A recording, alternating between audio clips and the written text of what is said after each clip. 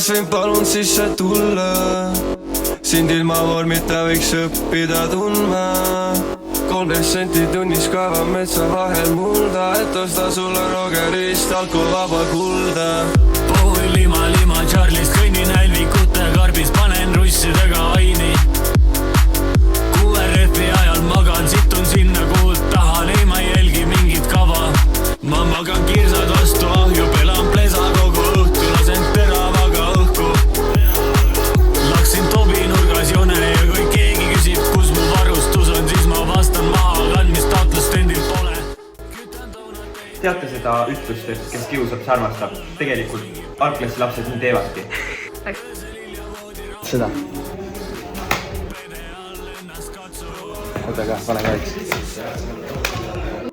Puberteedieas tekivad poistel ka halvad sõbrad ja sellega kohutav käitumine.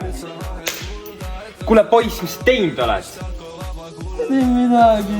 Mida sa valetad? Kuule koolis muud ei tee kui ainult pättust nagu.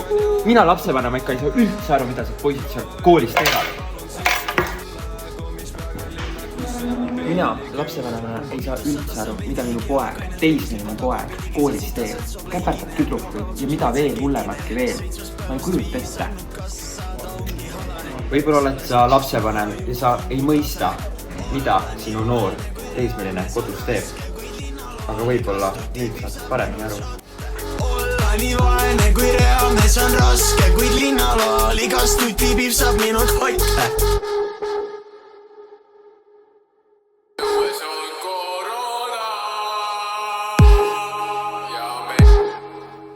Kas sa arvad, et internetis on kõik tõsi, mida sa näed? Või tegelikult see ei ole nii? Kas ka sinul on vahel noorpõlve himud? Tahad näha kõrvalt pilti? Järelikult loed seda raamatut. Poisid te nüüd kindlasti arvad, et see raamat on mõttetu. Tegelikult ei ole, sest see räägib evolutsioonist. Sa hakkad mõtlema, mida poiss eelnevast eluetappidest nagu mõtlema hakkab. Ja naised, ka meie jaoks on see raamat väga oluline. See on suur tähtsus, sest palju me üldse teame, mida poisid mõtlevad, miks nad nii käituvad. Miks poisid niimoodi armastust avaldavad autoklassides, ega tegelikult ei tea. Aga seda lugedes ma võin teile kinnitada, te saate seda teada. Nii et